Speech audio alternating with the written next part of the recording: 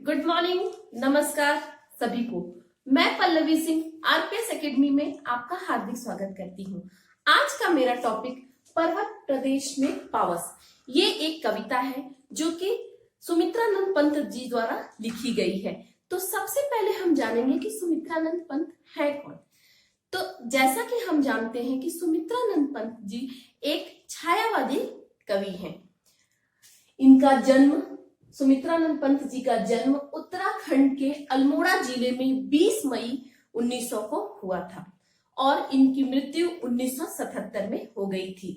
तो जैसा कि हम जानते हैं कि सुमित्रानंद पंत जी जो कि एक छायावादी कवि हैं, ये छायावाद के बहुत बड़े स्तंभ के रूप में माने जाते हैं। स्तंभ मतलब पिलर। जैसे कि हम घर बनाते हैं तो उसके लिए जो पिलर होता है वो बहुत ही इंपॉर्टेंट होता है, उसी तरह छायावाद में ये भी एक बहुत ही महत्वपूर्ण स्थान रखते हैं। इनके अलावा और जो महान छायावादी कवि हैं वो है महादेवी वर्मा, सूर्यकांत त्रिपाठी निराला, जयशंकर प्रसाद और हमारे सुमित्रानंद पंत जी। मीन्स ये जो चार कवि हैं, ये कवि और कवित्री, ये छायावाद के मुख्य स्तंभ हैं। तो जैसा कि हम जानते हैं कि कवि सुमित्रानंद पंत जी का जन्म कहाँ हुआ था? उत्तराखंड। और उत्तराखंड जो है पहाड़ों के बीच में है, जो कि पहले उत्तर प्रदेश का पार्ट था, लेकिन बाद में वो उत्तर प्रदेश से अलग होकर उत्तराखंड हो गया। तो ये पहाड़ों से घिरा हुआ है। तो कवि जो है सुमित्रानंद पंत जी, ये पहाड़ों के बीच में रहते हैं।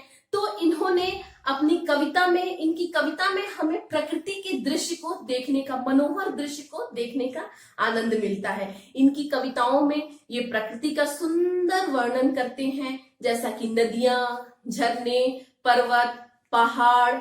इनकी कविताओं में हमें बहुत विस्तृत वर्णन मिलता है।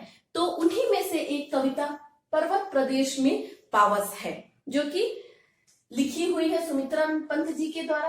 अब हम यहाँ पर कविता का भावार्थ जानेंगे, लेकिन कविता के भावार्थ को जानने से पहले हम जानेंगे कि जो भी हाई स्कूल इंटरमीडिएट के छात्र हैं, specially high school CBSE board के छात्र, उनका ये एक महत्वपूर्ण टॉपिक पर्वत प्रदेश में पावस कविता है। तो आप मेरे वीडियो को लाइक कीजिए, जो कि हाई स्कूल के छात्र हैं और इंटर के, सब्सक्राइब कीजिए और उसके बाद हम कविता का आनंद लेंगे और उसकी व्याख्या को जानेंगे। तो पावस प्रदेश में, पर्वत प्रदेश में पावस। अब यहाँ पे पावस का हमारा क्या अर्थ है? यहाँ पे पावस का हमारा अर्थ वर्षा से है, ठीक है। और पर्वत मतलब क्या होता है? माउंटेन। प्रदेश मतलब रीजन। मतलब पर्वत प्रदेश में या हिमालय या माउंटेन रीजन में वर्षा ऋतु का आगमन, ये कविता का नाम है। पावस ऋतु थी पर्वत प्रवेश, पल पल परिवर्तित प्रकृति वेश। अब जैसा कि मैंने यहाँ पे बताया है कि पावस का क्या मतलब होता है? वर्षा से होता है। तो आप भी मेरे साथ साथ लिख लीजिए। पावस मतलब वर्षा, ऋतु मतलब क्या होता है? सीजन। तो वर्षा ऋतु, रेनी सीजन। पर्वत प्रवेश, और पर्वत प्रदेश का मतलब क्या होता है? यहाँ पर हिमालयी, माउंटेन रीजन से होता है। पल पल, पल पल मतलब हर मोमेंट। क्षण क्षण, परिवर्तित मतलब बदलना, ठीक है। आप भी लिख लीजिए साथ में। परिवर्तित मतलब बदलना। प्रकृति मतलब क्या होता है? नेचर। और वेश मतलब वेशभूषा, कैसी वेशभूषा किसी ने धारण की है।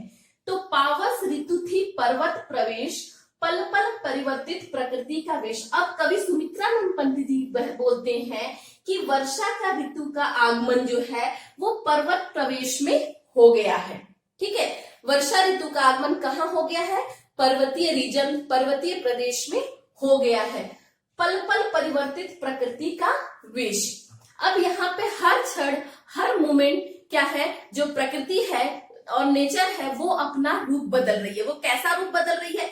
तो बारिश ऋतु में जैसा कि हम जानते हैं कि जो वर्षा होने के कारण हमेशा हर क्षण जो नेचर होता है वो बदलता रहता है। क्या? कभी धूप होती है, कभी बारिश होती है, और कभी तुरंत बारिश के बाद तुरंत हमें धूप देखने को मिलती है। तो इसी पल पल परिवर्तित रूप की चर्चा सुमित्रानंद पंत जी के द्वारा इस कविता में की गई है। जो सीबीएसई के छात्र हैं उनको 5 नंबर का आता है क्या लिखने को, सब प्रसंग व्याख्या करने को आता है। तो सबसे पहले आप जानिए कि इसका प्रसंग कैसे लिखेंगे। प्रसंग में हमारी कुछ चीजें हर पैरा के लिए कॉमन होंगी, हर पंक्तियों के लिए कॉमन होंगी। वो कौन सी है? तो हम लिखेंगे कि प्रस्तुत पद्यांश हमारी पाठ्य पुस्तक हिंदी स्पर्श भाग 2 से लिया गया है, पूर्ण विराम। इसके कवि सुमित्रानंद पंत जी हैं। इतना हमारा हर पैरा के लिए कॉमन रहेगा। उसके बाद पैरा वाइज हम देखेंगे कि इस स्पेशल पैरा में जो फर्स्ट पैरा है इसमें किसका इंपॉर्टेंस दिया गया है, किसको महत्वपूर्ण माना गया है, किस पर फोकस किया गया है। तो जैसा कि हमने क्या यहाँ पर पावस ऋतु, वर्षा ऋतु का इंपॉर्टेंस दिया गया, उसको महत्वपूर्ण माना गया है। तो वही हम यहाँ पे लिखेंगे कि इस पद्यांश के अंश में और इस पद्यांश में सुमित्रानंद पंत जी द्वारा क्या लिखा गया है, वर्षा ऋतु का सुंदर चित्रण किया गया है। तो प्रसंग एक बार मैं फिर से आपको बताना चाहती हूँ। प्रसंग में क्या आप लिखेंगे, प्रस्तुत पद्यांश हमारी पाठ्य पुस्तक हिंदी स्पर्श भाग 2 से ली गई है, पूर्ण विराम। इसके कवि सुमित्रानंद पंत जी हैं, पूर्ण विराम। और इसमें कवि ने वर्षा ऋतु का सुंदर चित्रण किया है। ठीक है, तो ये हमारा फर्स्ट पैरा का प्रसंग होगा।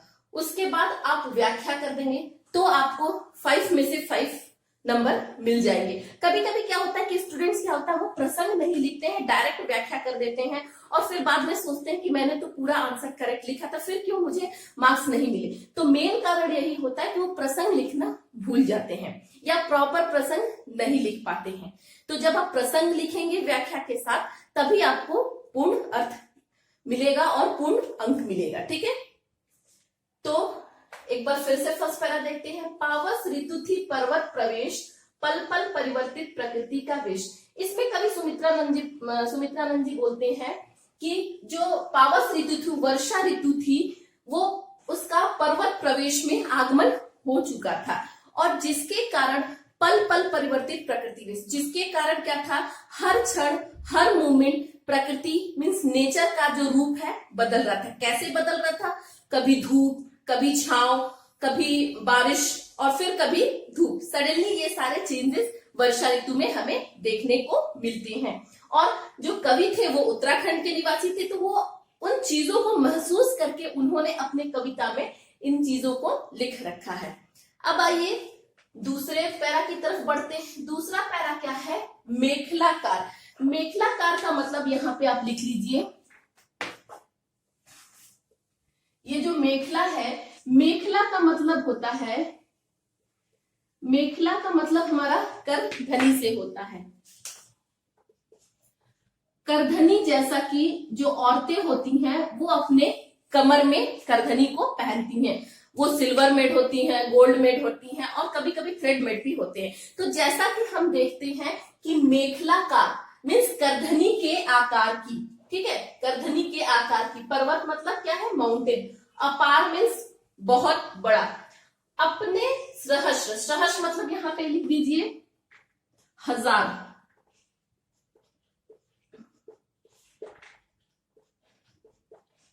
1000, ठीक है। उसके बाद दृग, दृग सुमन। यहां पे दृग सुमन का क्या मतलब हो गया, दृग मतलब होता है आंखें और सुमन मतलब होता है पुष्प, मीन्स पुष्प रूपी आंखें।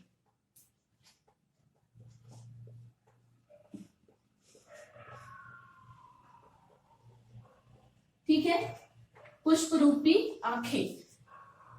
पहले हम पूरा पैरा का जो वर्ड्स, टफ वर्ड्स है उसकी मीनिंग को जानेंगे और उसके बाद उसकी व्याख्या को करेंगे। अवलोक रहा है बार बार। अब यहाँ पर अवलोक का क्या मतलब होता है, अवलोक का मतलब होता है देखना।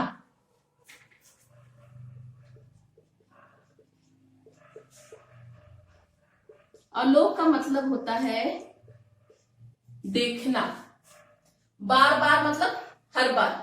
नीचे जल में निज महाकाल। यहाँ पे निज का क्या मतलब हो गया, निज का मतलब हो गया स्वयं।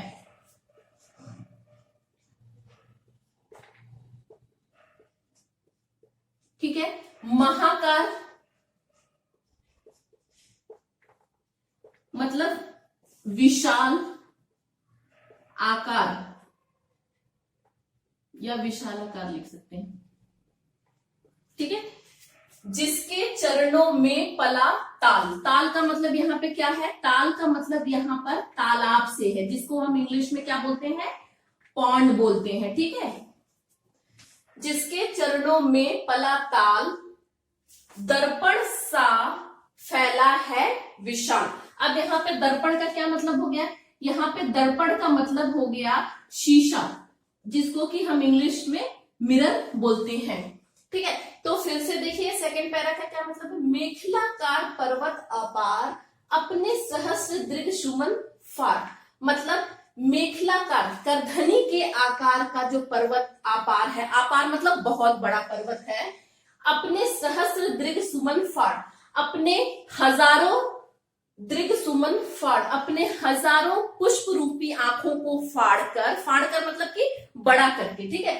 अवलोक रहा है बार बार, अवलोक मतलब मैंने यहाँ पे क्या लिखा है, देखना, बार बार देख रहा है, क्या देख रहा है, नीचे जल में निज महाकार, मतलब जो नीचे जल है, जो उसके नीचे जल एकत्रित हो गया। अब आप बोलेंगे कि जल कैसे एकत्रित होता है, जब भी हम देखते हैं कि पर्वत जो होता है, गोलाकार पर्वत श्रृंखला होती है, उसमें बीच में पानी इकट्ठा हो जाता है बारिश का, ठीक है, और थोड़े समय के लिए वो पानी वहां पर इकट्ठा रहता है, बाद में वो निकल जाता है, लेकिन वो थोड़े समय की ही चर्चा यहाँ पर कवि ने की है। नीचे जल में निज महाकार, वो अपने को उस जल में क्या कर रहा है, बार बार देख रहा है, अपने विशाल आकार को उस जल में बार बार देख रहा है, क्योंकि जो पानी उस समय बारिश का पानी जो वहां पे इकट्ठा होता है वो स्वच्छ होता है, एकदम निर्मल होता है, तो जिसकी वजह से हमारी परछाई या वहां पे पर्वत की चर्चा कवि ने की है, तो उसकी परछाई, उसका शैडो इजिली उसमें दिखाई देता है, क्योंकि वो एकदम स्वच्छ और निर्मल पानी होता है। जिसे नीचे जल में निज महाकार, जिसके चरणों में पलाताल। अब जिसके चरणों में पलाताल का क्या मतलब होता है, इसमें देख रहे हैं कि जब मैंने बोला, यहाँ पे भी चर्चा की है कि जो पानी है वो नीचे इकट्ठा हो गया है, तो यहाँ पर सपोज पर्वत है, ये अगर पर्वत का ये पर्वत है सारा, देख रहे हैं आप, तो यहाँ पर जो पानी इकट्ठा हुआ है, तो ये इसके श्रृंखला जो है, पर्वत श्रृंखला है, उसके चरणों में ही ना ये ताल है, तो वही दिखा यहाँ पे कवि बोल रहे हैं कि जिसके चरणों में पला ताल, मतलब जिस पर्वत श्रृंखला के चरणों में जो ताल पला है, दर्पण सा फैला है विशाल। अब वो दर्पण का मतलब यहाँ पे मैंने शीशा लिख रखा है, मिरर लिख रखा है, तो यहाँ पे क्या है, विशाल आकार को, वो जो अपना विशाल आकार है पर्वत, वो उस मिरर में, उस दर्पण में देख रहा है बार बार, ठीक है। तो यहाँ पे ये हो गया। अब एक बार फिर से मैं व्याख्या करूंगी, और उसके पहले मैं इसका प्रसंग बताऊंगी कि प्रसंग आप क्या लिखोगे। प्रसंग सेम ही है, थोड़े से चेंजेस के साथ आगे लिखेंगे हम सेकेंड पैरा का प्रसंग, कि इस पद्यांश को या प्रस्तुत पद्यांश को हिंदी स्पर्श भाग 2 से लिया गया है, जिसके कवि सुमित्रानंद पंत जी हैं, और इसमें सुमित्रानंद पंत जी ने क्या लिखा है, पर्वतों के विशाल आकार का चित्रण किया है, ठीक है, पर्वत का जो विशाल आकार है उनका सुंदर चित्रण किया है। तो ये आपका प्रसंग हो गया।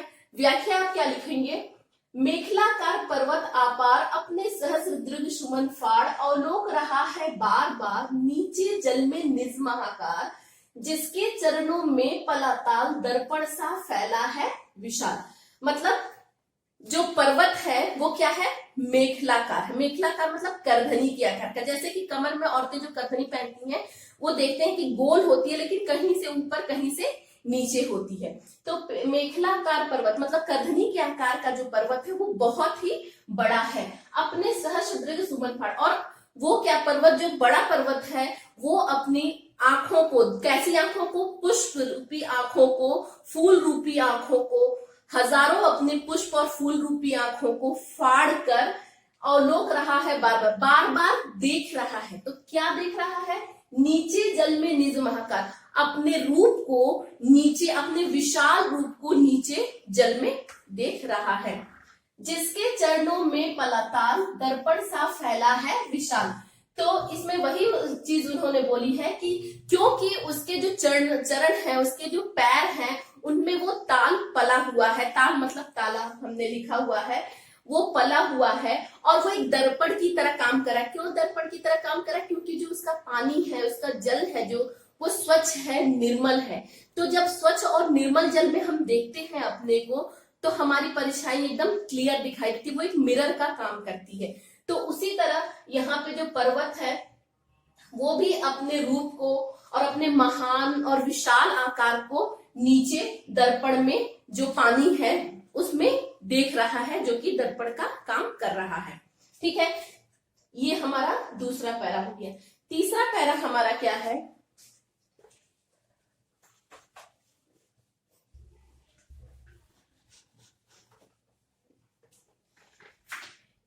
तीसरा पैरा हमारा है, गिरि का गौरव गाकर झरझर, मद में नस नस उत्तेजित कर, मोती की लड़ियों से सुंदर झरते हैं झाग भरे निर्झर। गिरिवर के उर से उठ उठकर उच्च आकांक्षाओं से तरवर, है झांक रहे नीरव नभ पर अनिमेष अनिमेष अटल कुछ चिंता पर। अब यहाँ पे देखिए, गिरि मतलब क्या होता है? पर्वत। आप भी मेरे साथ साथ लिख लीजिए तो आपको समझने में आसानी होगी। ठीक है, गौरव, गौरव का मतलब डिग्निटी से होता है। ठीक है, झरझर मतलब की आवाज, झरने को झरझर, झरने का पानी जब गिरता है तो वो झरझर की आवाज आती है। मद में, मद मतलब क्या होता है? मस्ती। ठीक है, नस नस उत्तेजित कर, उत्तेजित, उत्तेजित करने का यहाँ पे क्या मतलब होता है? एक्साइटमेंट। ओके, और एक्साइटेड होना।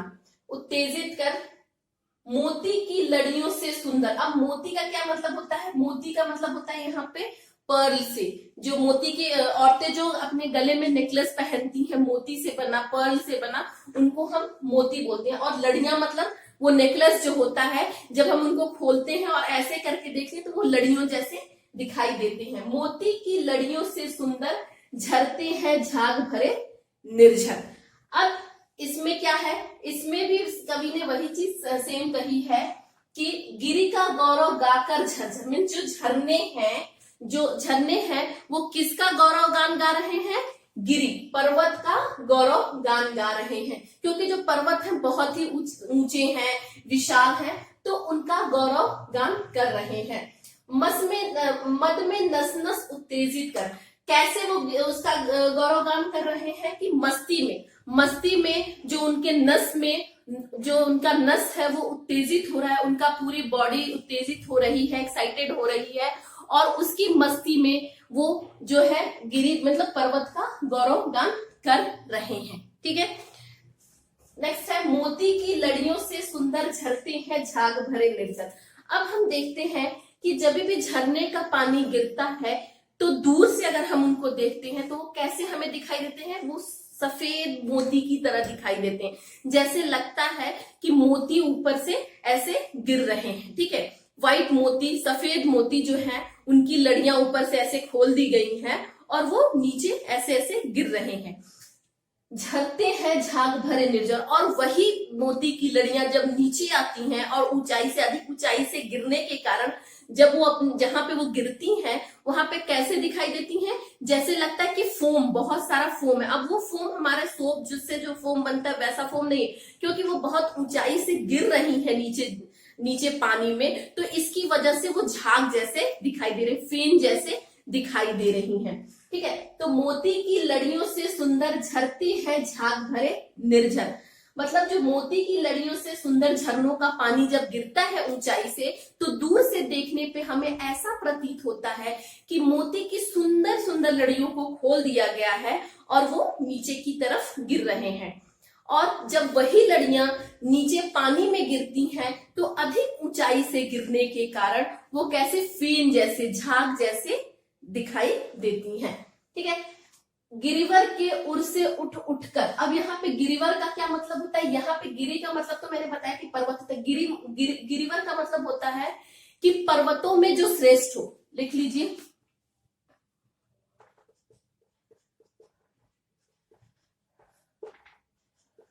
पर्वतों में श्रेष्ठ। ठीक है। उर, उर मतलब क्या होता है? हृदय, हार्ट। उठ उठ कर, ठीक है, मतलब जो गिरिवर पर्वतों में जो श्रेष्ठ पर्वत है उसके हृदय, उर मतलब हृदय में ये बार बार ये भावना उठ रही है। क्या भावना उठ रही है? उच्च आकांक्षाओं से तरवर। अब ये उच्च आकांक्षा दो वर्ड से बना है। पहला क्या है? उच्च प्लस आकांक्षा, ठीक है। इसका क्या मतलब होता है? इसका मतलब होता है कि ऊंची इच्छा या ऊंची चाहते,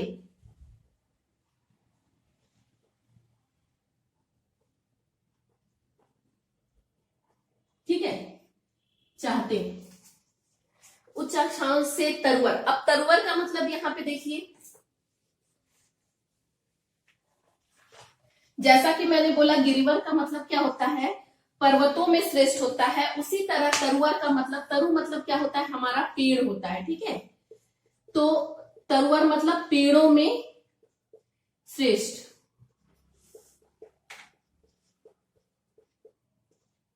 पेड़ों में श्रेष्ठ है। झांक रहे नीरव नभ पर। नीरव का मतलब होता है, नीरव का मतलब शांत, नभ मतलब आकाश, ठीक है। अनिमेष, अनिमेष का मतलब होता है यहां पर एक तक।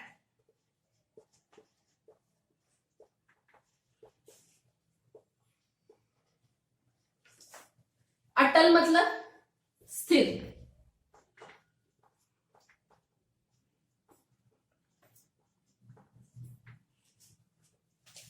तो यहाँ पर गिरिवर की ओर से उठ उठ कर उच्च आकांक्षाओं से तरवर है। झांक रहे नीरव नभ पर, अनिमेष अटल कुछ चिंता पर। अब गिरिवर मतलब जो पर्वतों में श्रेष्ठ हो, उनके हृदय में उठ उठ कर ये इच्छा उठ रही है। क्या इच्छा उठ रही है?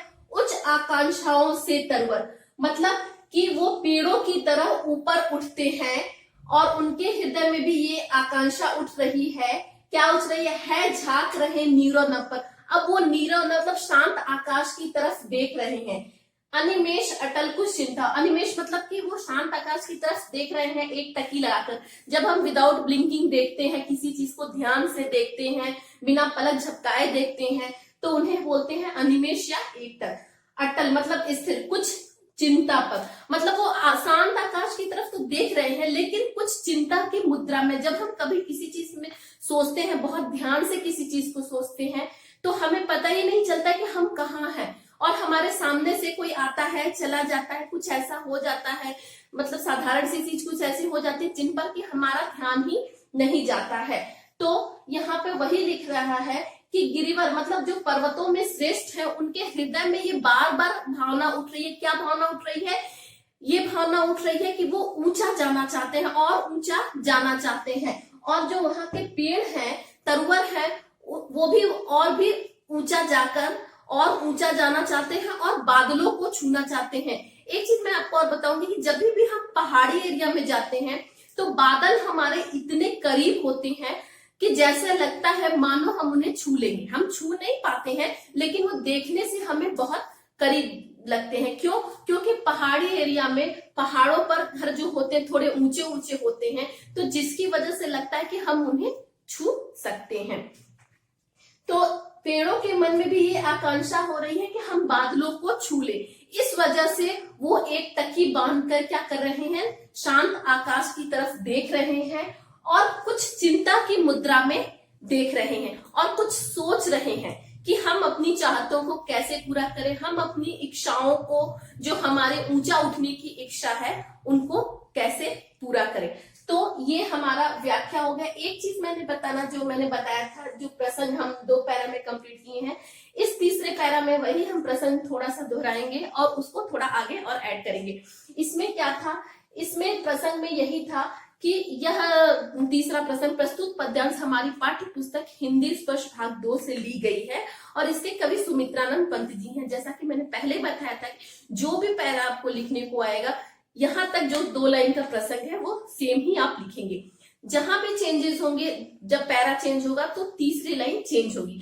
तो यहाँ पे क्या है, यहाँ पे इस पैरा में किसके महत्व को अधिक दर्शाया गया है, यहाँ पे तीसरे पैरा में झरनों और पर्वतों के महत्व को दर्शाया गया है, उनकी सुंदरता को बहुत ही अलौकिक तरीके से दर्शाया गया। ये हमारा थर्ड पैरा हो गया। अब आइए चलते हैं अपने फोर्थ पैरा की तरफ, जो कि मैं लिख रही हूं। तो ये हमारा चौथा पैरा है। कौन सा चौथा पैरा है? उड़ गया अचानक लो भूधर, फड़का अपार वारिद के पर, रव शेष रह गए हैं निर्झर, है टूट पड़ा भू पर अंबर। अब यहाँ पर देखेंगे कि भूधर का क्या मतलब होता है। भू मतलब धरा, और धर मतलब धारण करने वाला, मतलब भूमि पर, भूमि को धारण कर या भू को धारण करने वाला। तो ये क्या है? पर्वत का पर्यायवाची है, ठीक है। तो भूधर हम बोलेंगे किसको? पर्वत को।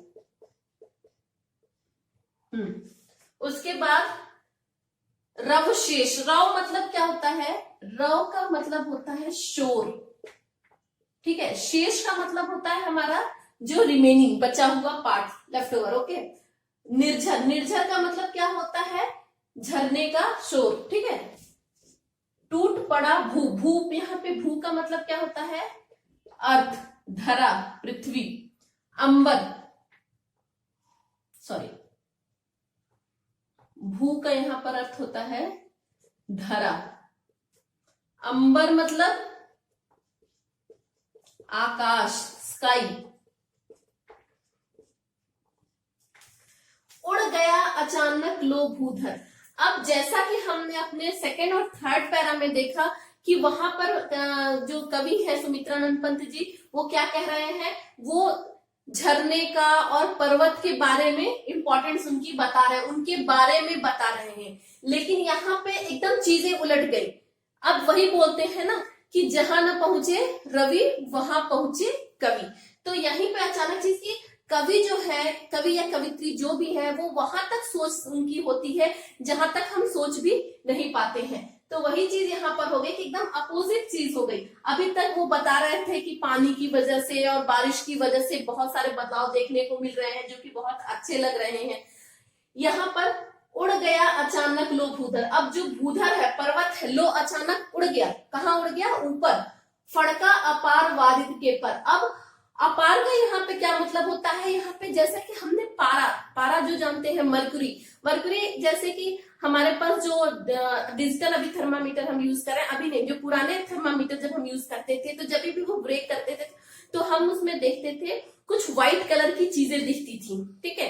तो उनको हम क्या बोलते हैं? पारा बोलते हैं। तो देखते हैं कि वो कितने सफेद, कितने धवल होते हैं। उसी तरह ये बोलते हैं कि ऐसा सफेद दिखाई दे रहा है, मीन्स कुछ भी चीजें दिखाई नहीं दे रही हैं। सिर्फ क्या है? रव शेष रह गए निर्झर। सिर्फ हमें क्या?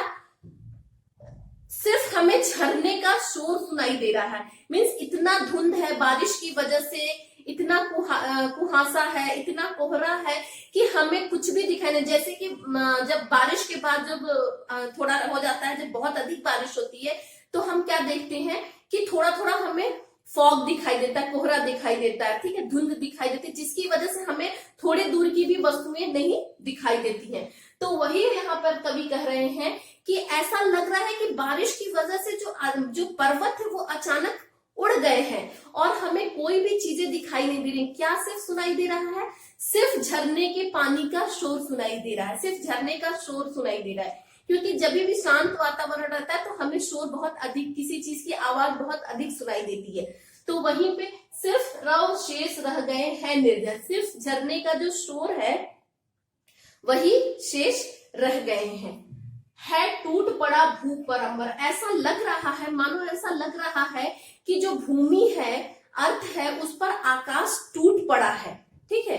तो ये इन चारों लाइनों का मीनिंग होता है, ठीक है, व्याख्या होती है। नेक्स्ट क्या देखते हैं? देखते हैं धस गए धरा, मतलब जो पेड़ थे उनकी इच्छा क्या थी? उनकी ऊंचे उठने की इच्छा थी। लेकिन यहाँ पर सेम उसके अपोजिट कवि ने बताया है कि जो साल के वृक्ष हम पहाड़ी इलाकों में देखते हैं, डर से, सभय मतलब क्या होता है?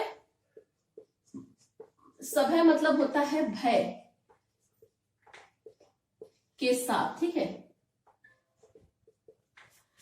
सो वो डर से क्या है, डर से जो शाल के वृक्ष है वो जमीन में नीचे, पृथ्वी में नीचे धंस गए हैं। उठ रहा है धुआं, जल गया ताल। अब जब देखते हैं कि बहुत बारिश होती है तो उसकी वजह से वो धुंध और कोहरा और धुआं हमें जो दिखाई देता है, तो ऐसा लग रहा है कि मानो जो ताल है, मतलब जो पॉन्ड है, तालाब है, उसमें क्या है, वो जल गया है और उसमें से वो भाप निकल रहा है, ठीक है। यो जलद यान में विचर विचर। जलद यान का यहाँ पे मतलब क्या होता है, जलद मतलब बादल और यान मतलब विमान, ठीक है। मतलब बादल रूपी विमान हम कह सकते हैं इसको, बादल रूपी विमान, ठीक है। यो जलद यान में विचर विचर। विचर विचर का क्या मतलब होता है, यहाँ पर टहलना, इधर से उधर घूमना फिरना, टहलना। जलद यान मतलब बादल रूपी यान, मीन्स हमें मानो ऐसा लग रहा है कि बादल रूपी यान में था इंद्र खेलता इंद्रजाल। अब जैसा कि हम जानते हैं कि जो वर्षा के देवता कौन होते हैं, वर्षा के देवता इंद्र को माना गया है, भगवान इंद्र को माना गया है। तो हमें इन दोनों लाइनों में हमें ऐसा लग रहा है कि जो वर्षा के देवता इंद्र हैं वो अपने ज्ञान में इधर उधर विचरण कर रहे हैं और अपने इंद्रजाल से सबको मोहित कर रहे हैं, सबको भ्रमित कर रहे हैं। इंद्रजाल का मतलब होता है जो इंद्र का जादुई जाल होता है, जिसको कि हम समझ नहीं पाते हैं थोड़े समय के लिए, तो उसे हम इंद्रजाल बोलते हैं। तो मानो इंद्र भगवान जो है अपने इंद्रजाल से सबको थोड़े समय के लिए भ्रमित कर रहे हैं और वो अपने बादल रूपी यान में इधर उधर विचरण कर रहे हैं और इंद्रजाल दिखा रहे हैं सबको। तो ये हमारा इन पूरी लाइंस का अर्थ हो गया। प्रसंग दो, ऊपर की दो लाइनें सेम होंगी। तीसरी लाइन में क्या होगा, तीसरी लाइन में यहाँ पे लिखेंगे कि कवि ने यहाँ पर जो वर्षा ऋतु के भगवान हैं, वर्षा के भगवान हैं इंद्र, उनके बारे में विस्तृत चर्चा की है कि वो अपने इंद्रजाल से लोगों को थोड़े समय के लिए भ्रमित कर रहे हैं, जिससे कि प्रकृति का दृश्य कभी बहुत सुंदर मोहक दिखाई दे रहा है और कभी ऐसा उनका रौद्र रूप प्रकृति का दिखाई दे रहा है, जिससे कि जो साल के वृक्ष हैं और जो भी पहाड़ी इलाकों में और जो वृक्ष दिखाई देते हैं, देवदार, चीड़ के, वो थोड़े समय के लिए धरा में, जमीन में, पृथ्वी में, अर्थ में धंस गए हैं, किसी भय के कारण, ठीक है। तो वर्षा ऋतु में जब वो धंस गए हैं तो उन्हें ऐसा फील हो रहा है कि अब वो कैसे बाहर निकलेंगे। और वही थोड़े समय के लिए हम कभी देखते हैं कि कभी वो जो पेड़ है वो ऊंचे ऊपर, इतना ऊपर उठना चाहते हैं, उनकी आकांक्षा है कि वो आकाश को, नभ को, बादल को टच करें, और कभी तुरंत डर की वजह से वो जमीन में, धरा में धंस जाते हैं। तो यही कविता में हमें दिखाई देता है जो सुमित्रा पंत जी हैं, कि कभी कुछ लाइनों में वो प्रकृति के बारे में चर्चा करते हैं और कभी जो लास्ट की लाइन पैरा है उसमें क्या है, प्रकृति के रौद्र रूप के बारे में बताते हैं। सो आई होप मेरा वीडियो आपको पसंद आया होगा। सो जो सीबीएसई के 10th स्टूडेंट के छात्र हैं इसे अधिक से अधिक लाइक करें, शेयर करें, और अगर आप न्यू व्यूअर हैं तो मेरे चैनल को अधिक से अधिक सब्सक्राइब कीजिए। धन्यवाद।